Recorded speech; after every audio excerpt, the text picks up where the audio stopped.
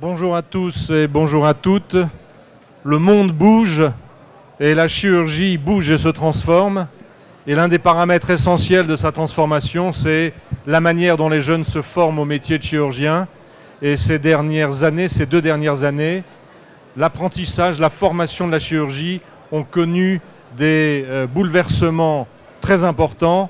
Le changement du diplôme académique, le DES s'est transformé, les collèges ont repris beaucoup plus de lustre, et puis autour de nous, la formation aux machines, la formation aux séquences de prise en charge se sont transformées. Le monde académique s'ouvre au monde industriel et à la société, et donc nous sommes plusieurs pour en parler, sous l'initiative des jeunes chirurgiens, qui sont représentés aujourd'hui par Yann Renard. Je vais laisser se présenter. Bonjour à tous, donc Johan Renard, je suis chirurgien, jeune chirurgien digestif à Reims et je suis président de l'association AJCV, l'association des jeunes chirurgiens viscéraux, qui est une association nationale qui regroupe tous les jeunes chirurgiens en formation, depuis les internes, les chefs de clinique et les jeunes PH. On a plus de 950 jeunes chirurgiens dans notre association. Je suis fier de les représenter aujourd'hui. Catherine Arvieux, qui représente le collège. Le collège donc, de chirurgie générale, viscérale et digestive, et qui regroupe tous les enseignants des 2 CNU de chirurgie à la fois générale et de chirurgie viscérale, le CNU qui va bientôt fusionner. Donc ça représente l'ensemble de l'enseignement de cette discipline. Oui, bonjour, Nicolas Mignan. Je développe une société qui s'appelle Virtualisurge, qui développe des modules de formation pour les chirurgiens par la réalité virtuelle. Et donc il y a une démonstration qui est possible si vous le souhaitez tout près d'ici. Et auparavant, j'ai travaillé pendant 15 ans dans les établissements universitaires, et le dernier poste étant la direction générale des services de l'Université de Paris-Descartes. Et puis en face de nous, Cyril Perrenot, qui représente la jeune génération dans ce qu'elle a d'innovant en matière de robotique et de simulation, et qui fait partie aussi de la JCV. Catherine, c'est vous qui formatez un tout petit peu les sujets de la discussion. Alors la maquette récente, c'est Johan peut-être? Moi je veux bien parler de la maquette. Hein. Alors non, la maquette, je vais en parler moi. D'accord. Donc non, en fait, c'est vous qui formalisez la maquette actuelle. Donc, comment elle a été construite? Alors, elle a été construite assez facilement parce qu'on bénéficiait d'un avantage énorme. C'était le retard considérable qu'on avait en matière d'enseignement par rapport aux autres disciplines, puisque l'enseignement de chirurgie digestive, hein, j'appelle ça pour le général, viscéral et digestive, on va dire la chirurgie digestive, cet enseignement a été fait de manière très hétérogène, suivant les facs, avec un programme qui n'avait pas changé depuis une trentaine d'années, et plus ou moins localement, chaque université, chaque fac s'adaptait. Dans certains cas, il y avait des regroupements avec des enseignements interrégionaux. Dans d'autres régions, les enseignements étaient pratiquement que locaux. Et on avait un niveau théorique, en tout cas des internes en chirurgie, qui était extrêmement variable suivant la région dont ils venaient. Donc on est parti de rien, donc ça a été facile de construire quelque chose de beau, et on a pris de l'avance. On s'est regroupé donc des enseignants motivés de toute la France. On a fait ce qu'on a appelé le séminaire de Saint-Malo. On a brainstormé pendant 2 jours non-stop, 2 fois 12 heures, et on a refait tout le programme de chirurgie générale, viscérale et digestive, en reprenant chacun d'entre nous. Alors Catherine, où peut-on le consulter, ce programme nouveau? Alors, ce programme est sur le site de collège-chirviscéral-.com. Il est parfaitement accessible. Il suffit d'écrire, vous écrivez même collège viscéral et vous tombez, on est dans la première occurrence dans Google. Est-ce que les internes le consultent?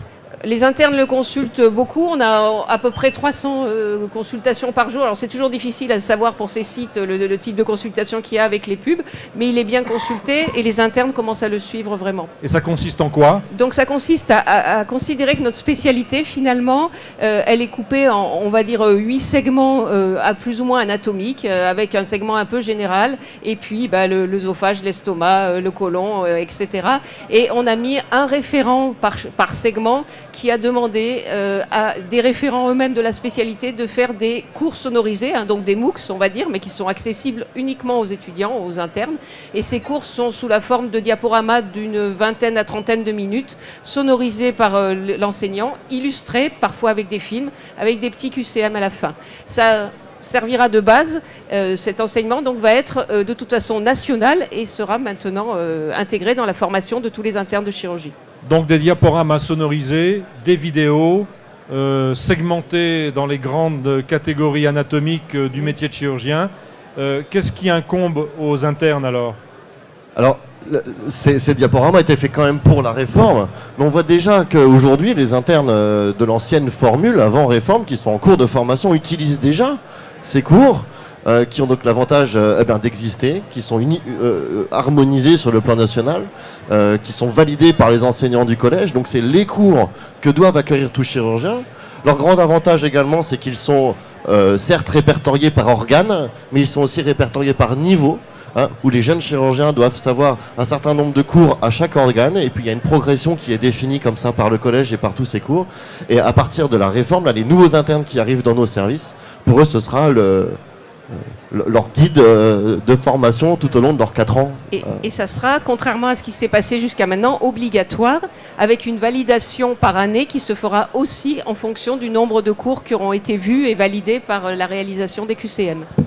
Alors les cours sont théoriques, mais le métier de chirurgien, c'est un métier pratique, c'est savoir opérer, savoir prendre en charge des patients. Comment ce nouvel enseignement est-il formaté ? Alors ça, c'est, on a repris le même travail, mais en faisant cette fois-ci par la simulation, avec d'autres référents en simulation, donc, dont Cyril Pireno, qui est peut-être là présent, pourra nous en parler un petit peu, qui ont fait donc un programme de simulation, avec là aussi des gestes simples à apprendre. Je donne un exemple, par exemple, en disant, si on veut savoir faire un décollement du côlon droit, il y a une petite liste, il y a écrit, ça peut se faire sur cadavre, sur simulateur en célioscopie, de telle façon, à tel niveau, il faut en faire un certain nombre, et c'est décliné comme ça pour un certain nombre de gestes simples de la spécialité, et qui seront des objectifs que les internes auront à remplir.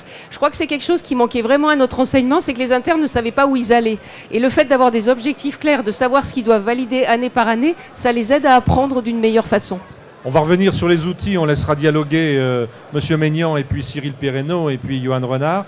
Est-ce que ça veut dire que c'est la fin du compagnonnage ? Alors je crois que c'est pire que ça, parce que c'est un problème qui traverse et qui secoue de manière très importante le monde de l'enseignement, pas que de la chirurgie. Il y a eu un article dans Le Monde il y a 48 heures qui a dit que notre attention était inférieure à celle d'un poisson rouge, parce qu'on est sans cesse sollicité par des sollicitations, en particulier numériques, il faut bien le dire. Et le problème, c'est que sans compagnonnage, c'est même pire que ça, c'est que cet enseignement peut même être néfaste. On n'apprend pas à opérer en regardant une vidéo Célio. On apprend à opérer parce qu'on a vu les bases théoriques, qu'on a regardé une vidéo, qu'on l'a fait par simulation et qu'on a été contrôlé, et y compris en simulation, et Cyril pourra le dire, on ne met pas les gens tout seuls. Il faut qu'il y ait un tuteur, il faut quelqu'un qui les regarde, il faut quelqu'un qui soit là, il faut quelqu'un qui les guide.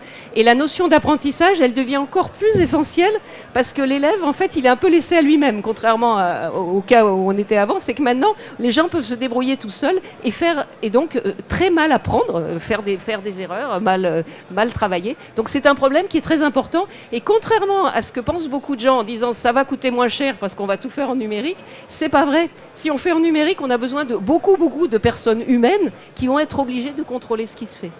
Je suis tout à fait d'accord. Je vais laisser la parole dans un instant à Cyril pour la simulation, mais il est évident que tout simulateur, tout cadavre, tout modèle anatomique, aussi bien qu'il soit, ne remplacera jamais le compagnonnage, c'est en plus le thème du congrès aujourd'hui, le compagnonnage. Donc ça ne remplacera jamais le compagnonnage. Donc c'est pas la fin du compagnonnage, c'est un nouveau début de compagnonnage qui sera différent, qui ne sera pas uniquement dans les services, mais qui sera aussi en simulation pour développer davantage la dextérité, la compréhension et les cours pratiques et théoriques des jeunes chirurgiens. Donc quand on voit la demande des jeunes chirurgiens en formation, Catherine, le métier des coordonnateurs de DES, de tous les chefs d'équipe dans les hôpitaux universitaires, mais aussi dans les centres hospitaliers, va devenir complexe. Oui. Faire les cours, les mettre sur les sites, vérifier que les étudiants, les internes les ont vus, vérifier l'apprentissage par simulation, continuer l'apprentissage par compagnonnage au bloc opératoire. C'est véritablement un métier que celui d'enseignant. C'est un métier, et je pense que le problème, c'est que c'est un métier dans l'art de la délégation. C'est que, vu la quantité de compagnonnage qu'il faut pour y arriver, il faut impérativement imaginer des niveaux de délégation successifs. C'est-à-dire qu'un interne, il faut impérativement qu'il soit compagnonné par un assistant, lui-même par un praticien, lui-même par le chef de service, etc. Et donc ça doit être vraiment organisé pour que ça se passe bien, parce que une personne seule ne pourra jamais faire le compagnonnage de tout ce que vous avez décrit. Rien que de le dire, on voit bien que c'est impossible. Donc, et ça, il faudra donc superviser les gens qui eux-mêmes sont des accompagnants. Donc voilà, la révolution s'accomplit, le monde académique a pris son destin en main, la formation des internes en chirurgie, des futurs chirurgiens, va être beaucoup plus structurée qu'auparavant. Mais il y a donc les nouveaux outils. Alors, Monsieur Maignan, les nouveaux outils, échanger avec Cyril. En quoi cela consiste-t-il et comment voyez-vous le partenariat entre le monde sociétal, en quelque sorte, et le monde académique? Donc, il est évident que... Ça peut entendre? Oui. Donc les différents procédés de simulation qui existent actuellement viennent renforcer la formation et en aucun cas se substituer les uns aux autres et encore moins au compagnonnage. Maintenant, c'est évident que vu ce qui vient de dire, les solutions numériques peuvent accompagner la formation à travers un e-portfolio, à travers un parcours de formation pour vraiment suivre la progression de l'interne durant son cursus. S'agissant de la réalité virtuelle, mais également d'autres procédés de simulation, il faut considérer que les technologies et les outils de formation immersifs devront être au service de la pédagogie et se construire en réaction aux besoins et aux attentes du monde académique. C'est vraiment important d'être en interaction forte et de répondre à un besoin clairement exprimé. Donc votre vision, c'est que le monde industriel ou les startups telles que vous les représentez ont une souplesse, une réactivité plus grande et viendrait au service des programmes développés par le monde académique. Oui, je pense qu'il ne faut pas avoir peur d'une collaboration et développer les partenariats entre le monde public et les universités, les centres hospitaliers et le monde économique. Ayant été pendant 10 ans à la direction générale de l'université, je sais combien c'est difficile d'innover rapidement et de se doter de nouveaux instruments de formation. Donc des partenariats peuvent avoir lieu et une société, une start-up peut avoir des projets globaux sur un territoire alors qu'une université ne développera par exemple ou un centre hospitalier uniquement des outils pour ce qui la concerne principalement. Donc il y a des économies d'échelle à faire compte tenu de l'importance des besoins sur le territoire. Alors Cyril, toi qui es un peu le représentant, je dirais, simulation, robotique, des jeunes chirurgiens digestifs en France, quel est ton point de vue ? Je pense que tout ce qu'on a dit, c'est très important. Le point clé, je pense, tout ça, ça peut faire un petit peu peur à tout le monde. En vrai, jusqu'avant cette réforme, vous étiez tous des enseignants, puisque vous avez tous dans vos services, tout chirurgien a des internes ou des gens à qui il transmet des choses. C'est le métier de médecin, de chirurgien, de transmettre. Les outils n'empêchent personne de transmettre, en fait. Tout le monde peut utiliser ces outils, puisqu'ils sont tout ce qui va être toute formation qu'on va faire où il y aura pas le patient, c'est la seule contrainte de la simulation, c'est qu'il n'y ait pas le patient. Parce que le but au départ, c'était de protéger le patient de l'apprentissage au bloc opératoire, c'est-à-dire le faire une fois avant, la première fois avant. Les enseignants, ça ne va pas être quelques enseignants spécialisés, ce n'est pas une technique particulière. Chaque personne qui connaît la chirurgie peut et doit la transmettre aux plus jeunes, par des moyens différents, mais on a tous... vous avez tous fait de la simulation. Je suis arrivé interne, mon chef m'a dit voilà, tu prends le pied de la table, tu prends une bobine de fil et tu apprends à faire un nœud. J'ai pas fait ma première ligature d'artère mésentérique sur un patient. J'ai fait ma première ligature d'artère mésentérique sur le pied de la chaise parce que c'était moins dangereux. On a vérifié que je savais faire mon nœud et qu'il tenait avant. Pour le reste, la simulation c'est la même chose. Les outils, il y a des industriels qui les fabriquent, les programmes, il y a des responsables pédagogiques qui les font. L'enseignement, transmettre notre passion, la chirurgie, ça c'est le métier de tout le monde. Alors, l'apprentissage du chirurgien, c'est deux choses. C'est savoir gérer le parcours médical du malade dans les décisions et c'est opérer au bloc opératoire. Alors, une start-up comme la vôtre, qu'est-ce qu'elle propose? Des serious games, des simulations de scénarios? Non, ce qu'elle propose, c'est vraiment une immersion dans un bloc opératoire ultra réaliste. Et le fait que cette immersion puisse permettre à l'apprenant de pratiquer la future chirurgie sur un patient virtuel avec des organes anatomiques modélisés en 3 dimensions et surtout en utilisant les véritables dispositifs médicaux qu'il va utiliser dans la vraie vie. Donc on est vraiment dans la simulation et la répétition, ce qui permet de développer la mémorisation, les automatismes et surtout également d'appréhender les différents incidents, les différents risques liés aux actes de soins. Alors les pharmaciens, les professeurs de pharmacie ont développé des outils qui sont recréer une officine en dur avec des acteurs qui jouent le rôle du pharmacien, de la cliente qui vient demander son ordonnance. Est-ce que donc vous avez recréé ça, un véritable bloc opératoire ? Oui, absolument. Un véritable bloc opératoire avec une modélisation des véritables devices médicaux et progressivement la technologie de la réalité virtuelle va faire en sorte qu'on pourra bientôt se former en équipe dans un bloc opératoire parce que les chirurgies, c'est un travail d'équipe avant tout. Et donc l'enjeu, ça va être de pouvoir interagir et de voir sur un incident donné ou sur une chirurgie comment une équipe communique en réalité virtuelle afin de se préparer à la vraie chirurgie. Cyril ? Oui, le point clé, c'est ça, c'est se préparer à la chirurgie.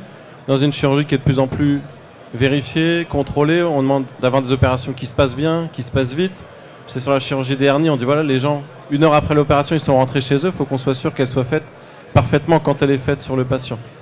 Donc il faut, avant ça, effectivement, que l'interne, celui qui apprend, qu'il soit interne ou pas, hein, dans les centres de simulation, on a des gens qui sont en 2e année de médecine, jusqu'à des gens qui ont 65, 70 ans, qui sont PUPH, chefs de service, qui viennent apprendre quelque chose qui est nouveau pour eux. Et si c'est nouveau pour vous, bah, la première fois, vous le faites dans un environnement sécurisé, il y a quelqu'un qui vient vous le transmettre. Peu importe la personne, peu importe le lieu, l'important c'est hors du patient. Alors Catherine, pour faire une synthèse de ces relations entre l'enseignement théorique, la formation clinique, la formation par simulation au bloc opératoire, comment allier ces différentes formes d'enseignement et ces partenaires différents. Je rappelle que le philosophe Pierre Rabhi avait dit « Nous sommes grisés par les machines ». Et de temps en temps, il ne faut pas confondre aptitude et intelligence. Le monde académique a l'obligation de former les chirurgiens au travers de l'intelligence vis-à-vis du malade et pas seulement l'aptitude à gérer des pinces et des robots. Donc quelle est la responsabilité globale du monde académique ? Je pense que... Il marche pas. Si. Je pense que le problème qui va se poser assez rapidement, c'est celui du temps. Parce que pour le moment, on a un peu tendance à rajouter des choses, c'est-à-dire la simulation avant on n'en faisait pas, donc et maintenant on en fait, donc c'est du temps en plus. Et on est aussi dans une nouvelle gestion du temps de travail des internes avec des impératifs qui sont liés aux recommandations, aux obligations européennes des 48 heures maximum. Donc le temps de formation est prévu, il est intégrable et on sait qu'on peut le faire, on peut prévoir des demi-journées de formation, on peut les regrouper pour que les internes puissent à la fois apprendre leur métier de soignant et être au bloc opératoire et être présent auprès des patients, parce qu'un interne qui vient 2 jours par semaine, il ne connaît pas les malades, donc il va peut-être bien faire la simulation, mais il ne va pas bien faire de travail dans le service, donc il va être moins bon. Donc ça, c'est quelque chose qu'il va falloir qu'on apprenne à articuler. Et là, je pense qu'on est vraiment au degré 0 et il va falloir travailler là-dessus, parce que pour le moment, c'est un problème qui n'est pas réglé. Voilà. Pour chacun, un petit mot très court de conclusion. Je peux commencer. Je voulais simplement dire que désormais, grâce à cette réforme, on a des objectifs qui sont ciblés, un temps de travail qui est défini, des repères, des cours qui sont écrits avec une progression qui est formalisée. Et il ne faut pas avoir peur de ça. C'est vrai que c'est une réforme qui au départ était voulue par les internes, qui a été écrite par les internes et qui a été bien accompagnée par le collège. Ou l'inverse, mais en tout cas on l'a fait ensemble. Et beaucoup des craintes en fait des jeunes, c'est qu'on n'y arrive pas. J'ai envie de dire qu'on va y arriver. Il n'y a aucun problème par rapport à ça. Comme disait Cyril, c'est tous les anciens, du vieil interne jusqu'au PH qui est plus âgé, qui pourra participer à la formation. Hein, c'est le compagnonnage qui est le thème du congrès aujourd'hui. Une petite synthèse, c'est que les différents outils de simulation qui peuvent se développer devront favoriser l'acquisition et le développement des compétences et des aptitudes pratiques professionnelles dans le cadre d'un véritable projet pédagogique qui réponde aux besoins. Voilà. Cyril ? C'est écrit dans la formation et c'est vrai, un chirurgien ça se forme pour lui, hein, d'abord. Votre interne ou votre jeune chirurgien, il a besoin bien sûr de seniors pour lui apprendre la chirurgie, mais c'est lui qui a la volonté de l'apprendre et il passe toute sa journée à l'apprendre. Et il passe 70-80 heures par semaine à apprendre la chirurgie. Il n'a que ça à faire de son temps, il apprend son métier. Donc il est en permanence toute la journée, 80 heures par semaine, en train de simuler, d'apprendre la chirurgie. On l'encadre un petit peu, mais la simulation de la chirurgie, l'apprentissage de la chirurgie, c'est du lundi matin jusqu'au lundi matin, 24 heures sur 24, c'est tout le temps. Non, je pense que quand je parlais du temps, je voulais dire, je parlais pas des internes, je parlais des enseignants, du temps d'organisation du service. Voilà, c'était plutôt là-dessus, je pense que donc c'était plutôt ça qui n'était pas très clair. C'est que il faut vraiment anticiper. Il va falloir dans l'organisation du soin des patients, dont l'interne est un pilier, hein, il faut pas oublier en chirurgie actuellement. Anticiper cela pour que le temps de formation de l'interne formalisé, pas celui, et c'est l'intérêt des cours qu'il peut faire sur Internet à l'heure qu'il arrange, ce temps-là soit dégagé parce que ce temps est précieux. Et ça, c'est quelque chose qui va être mis en place peu à peu dans tous les services et qu'il va falloir que tout le monde se mette au boulot là-dessus parce que ça c'est qu'un début pour le moment. On est au début de cette aventure, on va dire. Et je pense qu'on a réussi à le faire. Moi, je prends l'exemple des externes. On avait des externes avant qui venaient en stage en disant c'est pas intéressant, je viens, j'ai des tâches administratives à faire, on me fait ranger des papiers, on me fait pousser un chariot, on me fait recopier des choses. Maintenant, tout ça, c'est informatisé, donc l'externe vient en stage pour apprendre son métier de chirurgien. Pour l'interne, je pense que c'est pareil. Le temps, on en a tous. La question, c'est qu'est-ce qu'on priorise dans sa journée à faire ou pas. Il y a peut-être des choses aussi à réfléchir dans la réorganisation. Est-ce qui ne sert pas à l'interne, ce qui lui est néfaste du point de vue psychosocial et qui ne sert à rien. Et puis, effectivement, prioriser le fait que ces choses primordiales. 100% d'accord avec toi. Bien, donc la chirurgie française fait partie des meilleures chirurgies au monde. Jusqu'à présent, notre formation était plutôt une formation, certes de qualité, mais par imbibition. Il faut s'adapter aux nouveaux outils de formation. La chirurgie française prend son destin en main avec les jeunes chirurgiens. Elle accompagne ça d'un mouvement à la fois académique et d'ouverture vers le monde sociétal et industriel. Ce que nous sommes, nous le devons à nos aînés. La formation était bonne, mais il faut protéger ce savoir. Nous avons donc 5 ans de la réforme de l'enseignement pour accomplir, et tout commence le 1er novembre 2017 avec les nouveaux internes. Voilà, merci à tous. Merci. Merci.